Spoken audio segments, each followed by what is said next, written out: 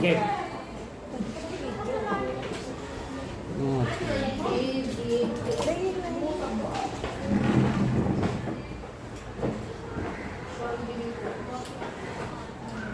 Magandang hapon mga bata.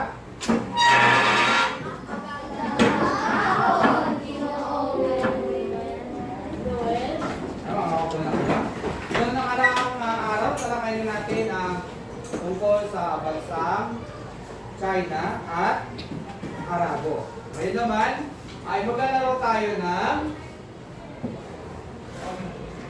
pila, Pilipinas. So dito kayo pila ha, kapag ang tinutukoy ay impluensya ng Arabe.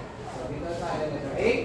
At kapag letter B naman, impluensya ng Chino. So pipili kayo ha. So unang nating babanggitin na impluensya. Paggamit ng kalendaryo. Okay, saka pipila. Yung sasagot A, dito pipila. Yung sasagot sa B, dito pipila. Yan, dito lang ito mapapili. Dito. Gamit ng kalendaryo. Silipin natin kung sino ang tatama. Okay.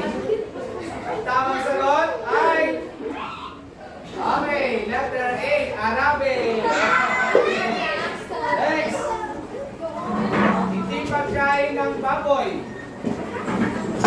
Arabe o Chino? Okay, ang tamang sagot ay Arabe.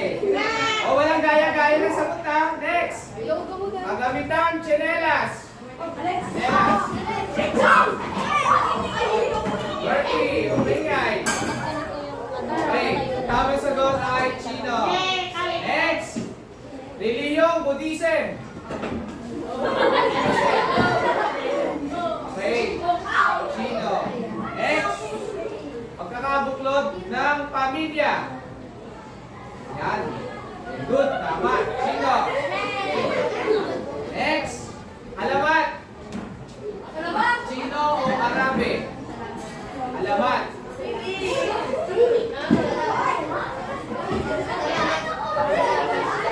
Ang tamang sagot, Arabe.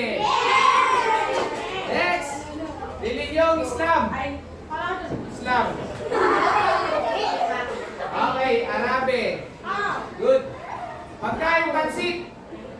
Pansit.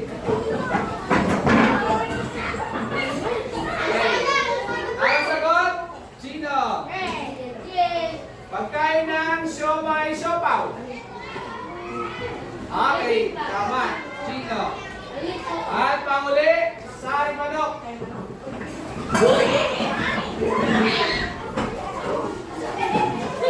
Okay.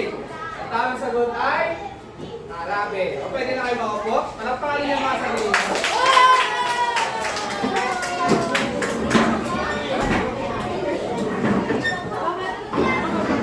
Okay.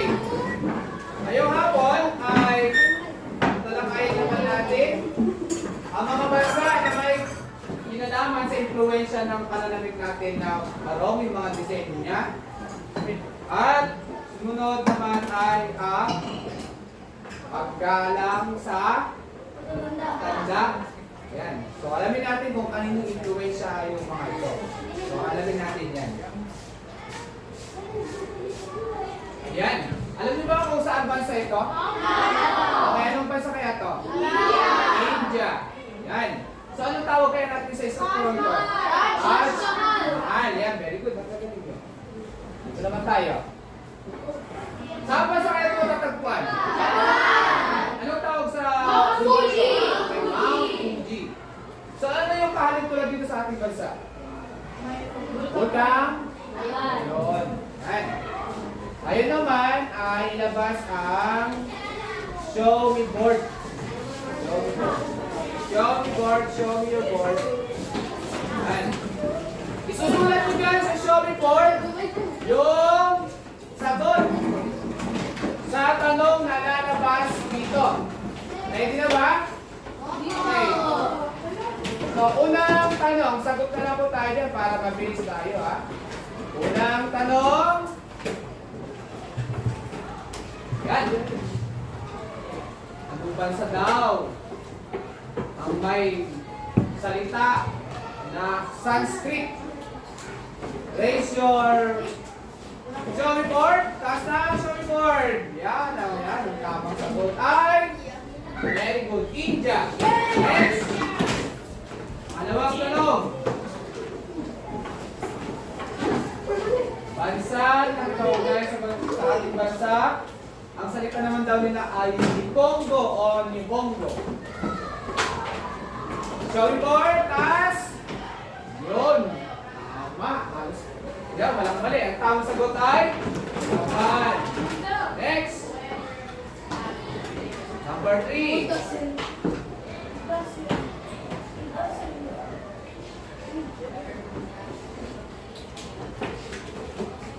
Taas ang sagot. Okay. Sigurado. Okay. Tamang sagot. Ugnayan. Very good. Next. Number 4. Ano daw ang reliyon sa bansang India? Yun. Mahirap yata. Yun ang clue natin. Balik-balik ka rin yung letra para makabuo ng salita. Taas na po ang sagot. Tignan natin. Everybody. Ayan. O, konti na lang nagtaas. Ang tamang sagot natin ay Indo-Wise. Ayan. Okay.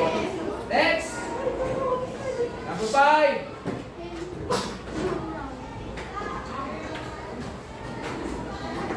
Pangunahing religion daw sa bansang Hapon. Pangunahing religion. Okay. Taas na ang show me board. Ang tamang sagot ay tama siya 2-7. Yan. Bye. Okay. Ayun naman, ay dadako na tayo sa ating mga itinalagang magre-report sa araw na ito. So, ang una natin in-assign, ang una natin tatalakay na bansa ay tungkol sa pagkikapugnayan sa bansang India. Ano ang kapital ng bansang India? Kung ang Pilipinas, ang kapital niya ay, ano ang kapital ng Pilipinas? Manila. Ano ang kapital ng India? New Delhi. Yan, very good. Say. So, ang una nating reporter ay walang iba kundi si Mikay. Pakinggan natin si Mikay. Go, Mikay. Tanggalin mo na text. Yan. Go. Sa tulong ng mga lakad sa Indonesia, sa Indonesia ay nakarating sa Pilipinas ang mga sobrang India. Malakas ang influensya sa kanila ng internong revolution. Oh, palakpakan natin. 1, 2, 3, go. 1, 2. Yan. Good job. Next naman, si Messi. Nakawala si Messi. Ito na susunod. Si Priam. Ayan. Si Priam.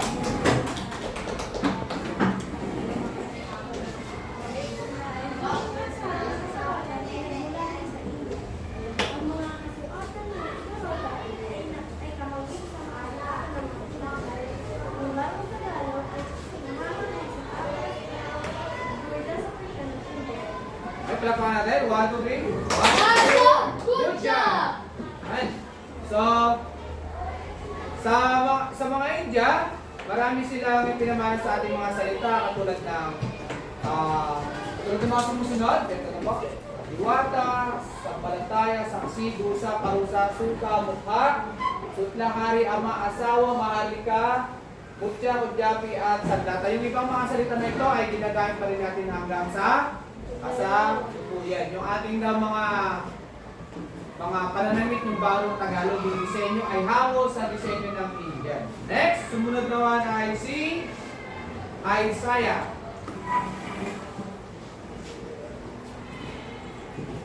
Maging ang mga prutas gaya ng mangga, langka at daratilis ay nagmula rin sa India. Ang mga gulay naman na ampalaya, patola, at malunggay ay sa kanila rin nagmula. Maging ang sampagita at sapangka ay sa kanila rin nagmula.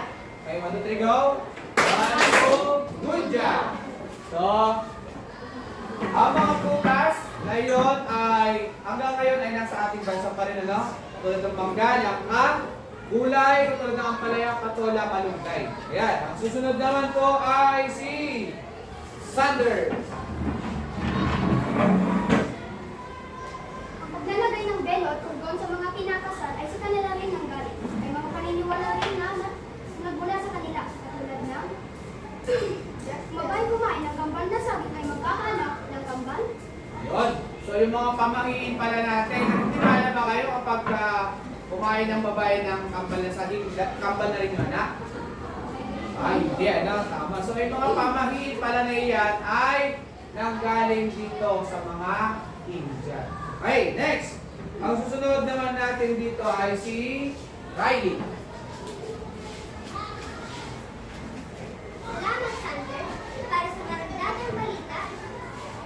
Dahil sa impluwensya ng India, ang mga tao ay naniniwala na kapag may dalatan na umaawit sa harapan ng niluluto at lutuan ay magkakaasawa pa ng biyo. Pag din, mayroong naglilitaw na komento.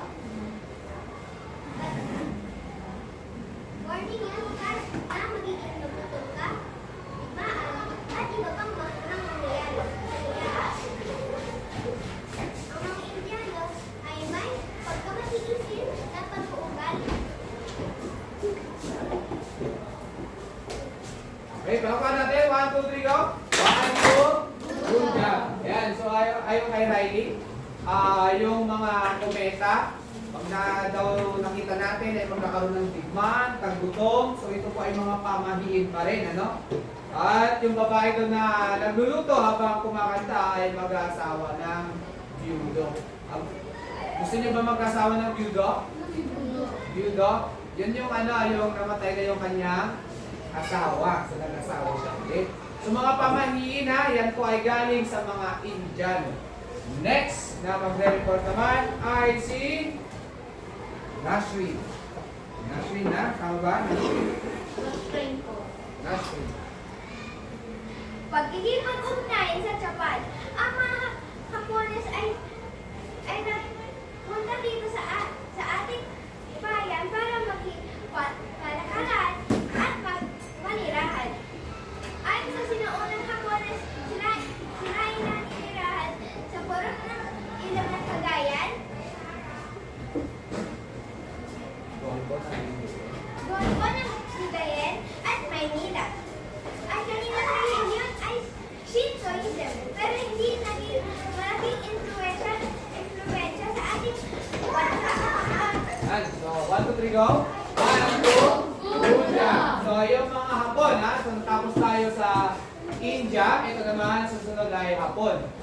So ang religion daw nila, ano ulit ang religion ng mga Hapon? Shintoism. Pero hindi tayo masyadong na-influensyahan. Okay. Next, after si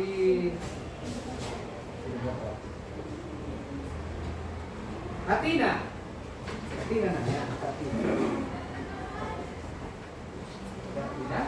Okay, go. Tagal din ang ugnayan sa pagitan ng Pilipinas at ang Hapon. Maraming impluwensya sa ating kultura ang mga Hapon. Natutuhan ng mga Pilipino ang pag-aalala ng itik at pagpaparami ng isda. Yan. 1, 2, 3, go. 1, 2, good job. So, ang natutunan natin sa mga Hapon ito ay yung pagpaparami ng isda. Kaya marami tayong naalaga mga tilapia, bangus, at ano pa? Hito. Yan yung masyadong nalipid natin pinaparami.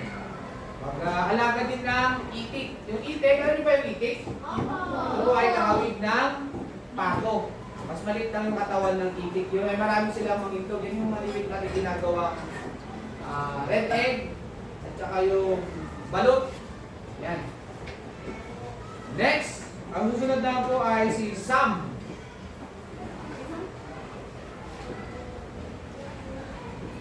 Natutuhan din ang pagluluwas ng dapat na yung isda sa ibang bansa. Natutuhan rin magpantay mga Pilipino Kaya nangunguha sila ng iba't ibang uri ng kagamitan para sa paggawa. Maging ang paggawa ng alahas ay natutuhan din natin sa kanila. Okay, 1, 2, 3, go! 1, 2, good job! So, ayan. Yung paggawa daw ng tuyo, natutunan natin sa kanila. Pagluluwas ng mga itlog. Yan. Ganun din sa paggawa ng mga alahas. So, ay pa yung mga Pilipino, mahilig sa mga alahas. Next. Ito tayo ngayon. Susunod naman mag-report ay si Gia. Tama si Gia na? Yun. Namanayin natin ang kanilang kultura na paggalang at pagpapahalaga sa mga nakakatanda. Katulad ng ibang bansa, nakapangasawa rin ang ilang kamones ng mga kultura. Yan. So, yung magandang pamana nila sa atin. Ako talaga yung naano magandang sa pamana tennis sa eh. kanila. Gia, ano yung magandang pamana nila sa atin? Ang magandang pamanas nila sa akin ay mga paggalang sa nakakatanda.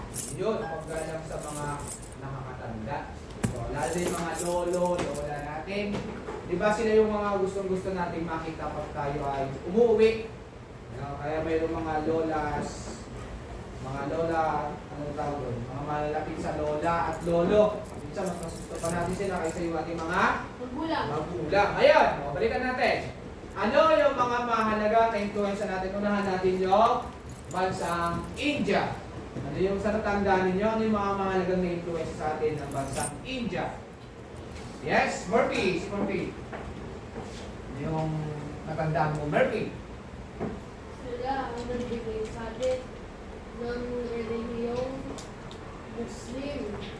At nagbigay din sila at sinabi din sa atin na dapat natin respeto ang mga matatanda. Ano ba yan? Indian ba yan? Nirespeto natin yung mga matatanda? Hindi po. Ano dapat? Japan. Okay, sa bansang Japan, no? O baka mayroon kang ibang sagot doon, Murphy. Sila din ang magawa ng sariwalo. Ayun, tama. So, bigyan natin ng good job clap si Murphy. 1, 2, 3, go. 1, 2, good job. Yan. About yung Japan.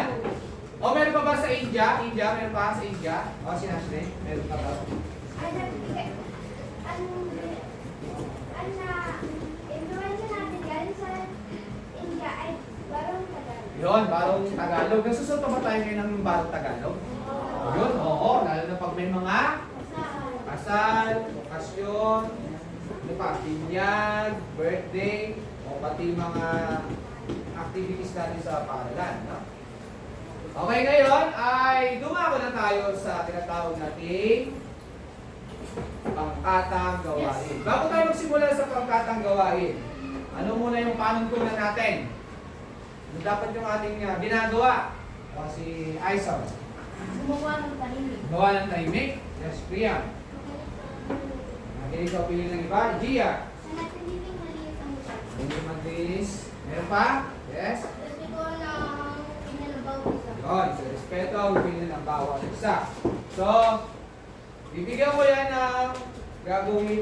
Unahin na natin dito ang pangkat Alvarez. Kayo po. So, dito na po kayo gagawa.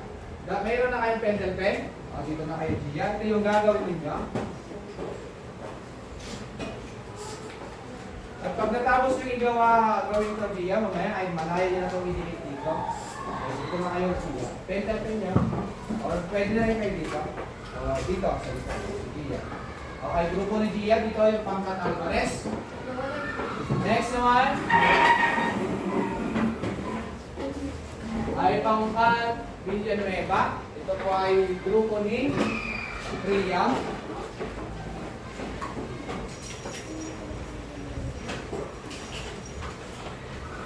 Yan. So, dito na kayo. Dito na kayo gumawa. May pencil pending kayo, ano? Yan. So, dito na kayo gumawa, Priam. At yung ikatlong grupo ni Riley. Dito na kayo. Naman yung side nyo. Didimitin na lang ang mga ito, ha. Pag natapos kayo. Dito, pwede na kayo sa dito.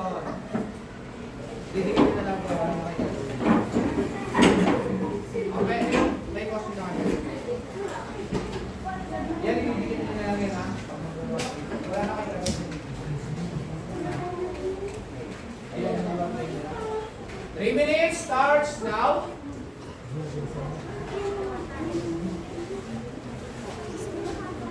Three minutes.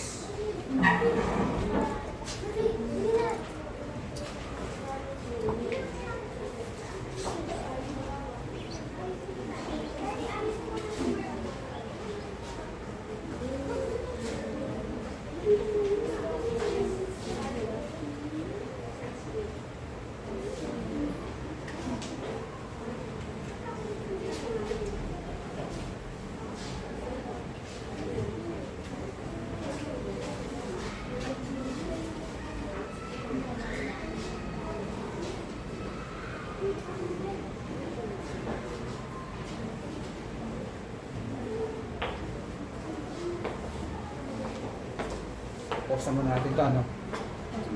Oo, pause muna natin. Sige, sulat lang tayo ka. Okay, tapos na rin si Gia. Gia, ito, digit natin. I-move natin ito. Ito, Riley. Casting, digit natin. Riley, ito. Again.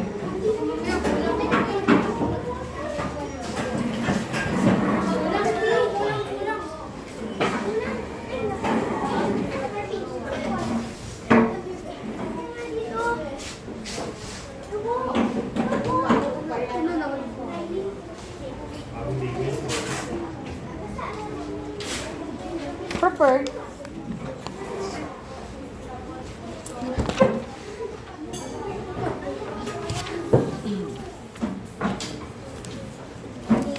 Okay, group 2. Tapos na ba kayo? Pangkat Villanueva. Diba? Sige.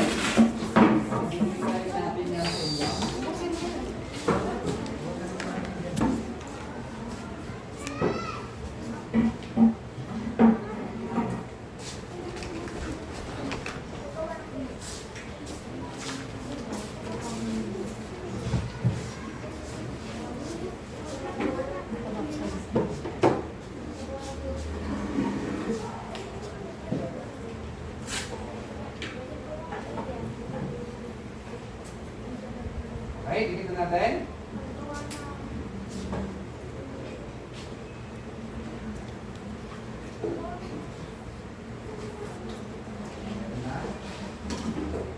Sige, pwede na yan. Pwede natin dito. Oo. Sige. Pwede natin dito. Yung iba, pwede na umupo. Mamaya tatawagin na kayo mga grupo para mag-present. Na yan na idea ay so idea tingnan natin yung mga sagot nyo.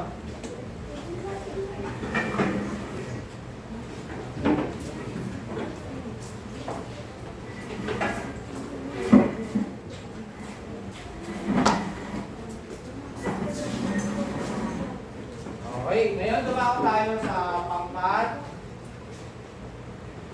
Alvarez, yan sa grupo ni Gia. Okay, lahat ng tagal, sarap.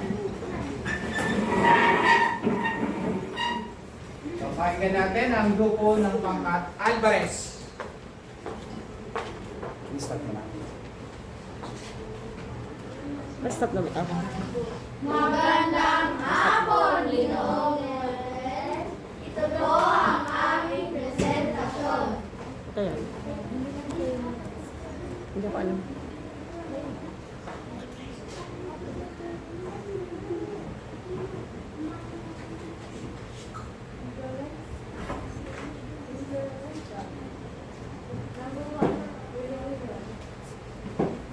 Ang implementa ng India ay at sa Japan naman ay hindi kaano Number 2, wika. Ang influensya ng India ay Sanskrit. At ang Japan naman ay Nippon.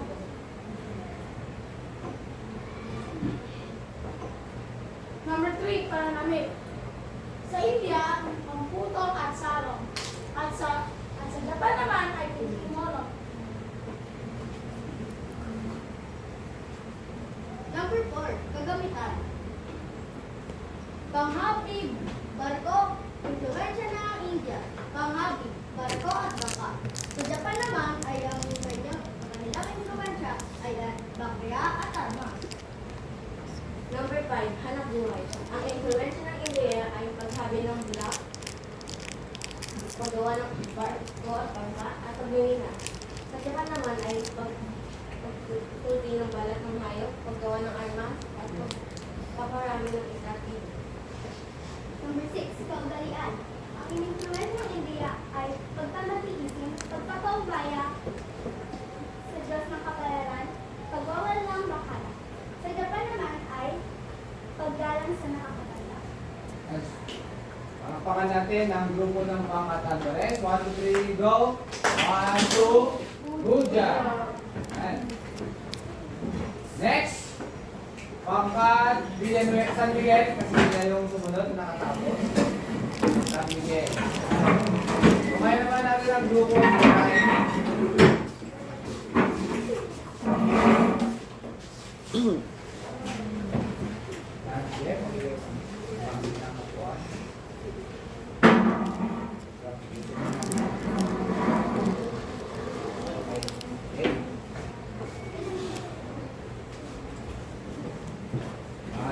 go! Magandang hapon, Ginoong Noel. Ito po ang aming dula-dulaan. Ayun po. Ayun. Galang ginto. Sa harap ng bahay ni Lolo Murphy, naghahanda na ang mga kabataan. Alas 2 na! Baka nahihintay na si Lolo Murphy. Pili, magpunta na tayo. Oo nga, huwag kalimutan magmano ha. Dala ko din yung pasalubong natin. Ay, ma'am. Prutas! Nandun din. Sa Japan, Nagpunta ko yuyo nila sa kami bilang tanda ng respeto. nandun sa top. Ang tawag namin sa kaugalian iyon ay ojiki. Nagdadala din kami Messi. ng pasalubong. Sa atin naman, nagmamano. Para walang ibig sabihin ito, pagkain sa nakakaganda at laging may po at opo sa usapan. Tao po. Kami po, Lolo.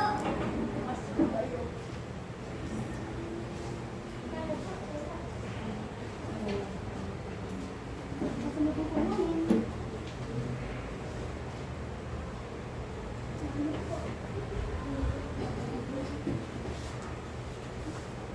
Ay, kayo mga bata ko talaga. Ano pa alam kayo? Lala, gusto ko lang mahilig at mga kwento ninyo nung bata pa kayo. Ang bago ko. Nahigpit ang mga magulang namin. Pero masaya pa rin ang nagkakabataan namin. Sa Japan po, tinuturuan kami ng taiko. Ito po ang magalang na pananalita katulad ng po at opo sa mga Pilipino. Tama. Sa aming bahay, inuuna namin ang lolo kapag nakapag kainan. At pinili din ang upuan ng mga matatanda sa jeep at iba pang sasakyan. Sa eskwela naman po, pinapakinggan namin ang mga payo ng mga guro para po sa aming kinabukasan. Salamat sa kwento at aral, Lolo. Maraming matutunan. Maraming salamat, Lolo Murphy. Hanggang sa muli po. Magagalang talaga kayo mga bata. Ipagpatuloy mo yan.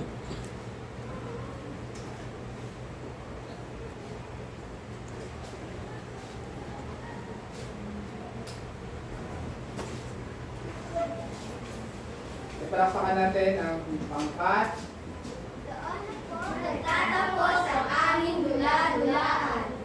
Are you ready, brother? Aye, aye, Captain! I can hear you. Aye, aye, Captain! Oh! Nandito na ang Protos, hindi mo matalo. Protons! Protons! Ano grupo ang hindi mo kapatid? Protons! Protons! Lagi kami nagtutulungan. Protons! Protons! Protons in the group. Protons in the group. Protons in the way.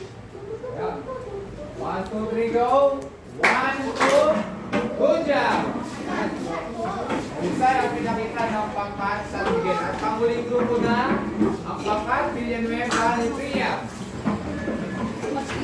Malapit yung mga pangatong grupo, palaban dito eh.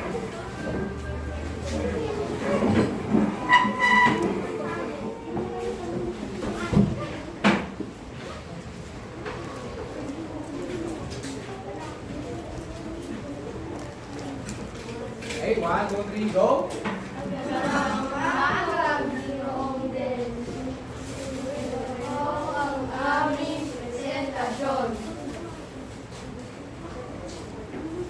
Una, impluwensya ng India. Pinagmulan ng ilang salitang Tagalog. Influensya ng Japan. Ipagkalahlan sa produkto. Influensya ng ilang at influensya ng Japan. Magparami ng isda at mag-alaga ng isda. Influensya ng India. Larong Tagalog.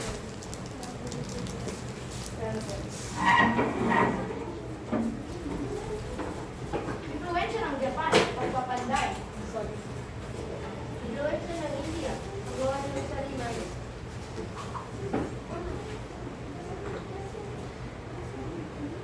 Impluwensya ng Japan. Respeto at paggalang sa matatanda.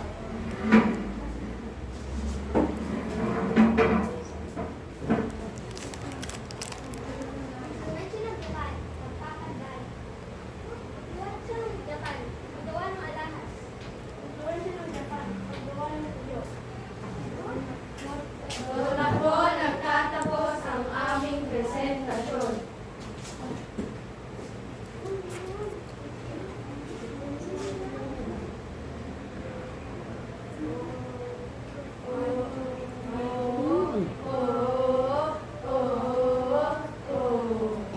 Who are we? We are the group 2 neutrons. We're yelling champions. We better move. We better dance. Let's make these days. You will remember we are the one. You won't forget. Di kami magpapatalo, di kami susuko, di kami magpapatalo, di kami susuko. Group 2 neutrons, group 2 neutrons, group 2 neutrons. Laban, laban, laban. Group 2 neutrons, group 2 neutrons, group 2 neutrons. Laban, laban, laban. Neutrons! Okay, 1, 2, 3, go! 1, 2, good job!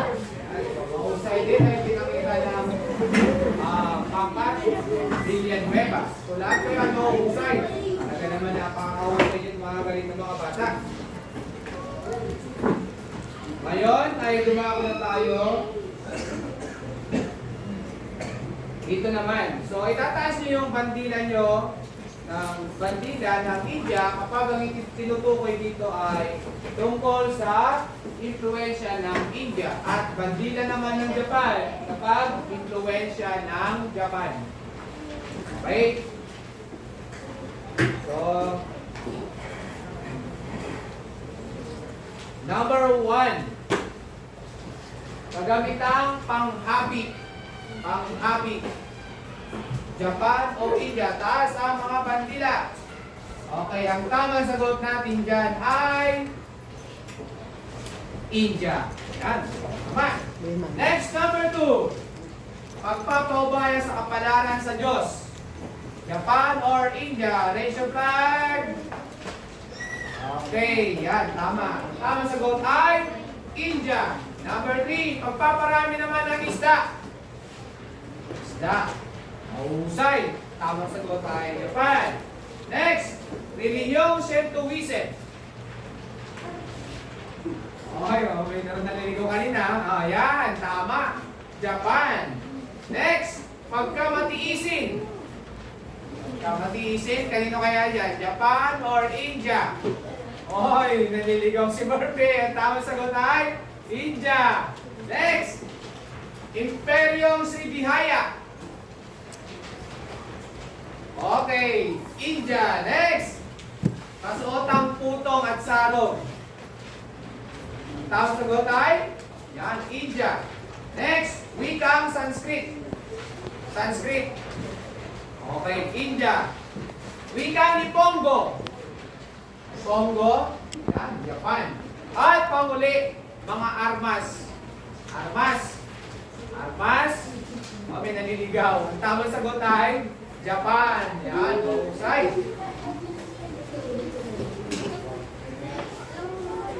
Okay. Bilang isang mag-aaral, paano mo mapapahalagan ang naging ambag ng India at Japan sa ating kultura? Bilang isang mag-aaral. Yes, Gia. Mahusay. Irerespeto niya yung kanilang kamana sa atin at gagalang. Yes, Priya.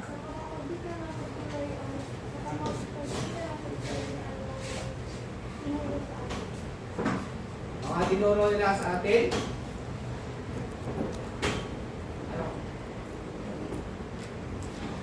Ano? Nakaon ba? Bumaba mo.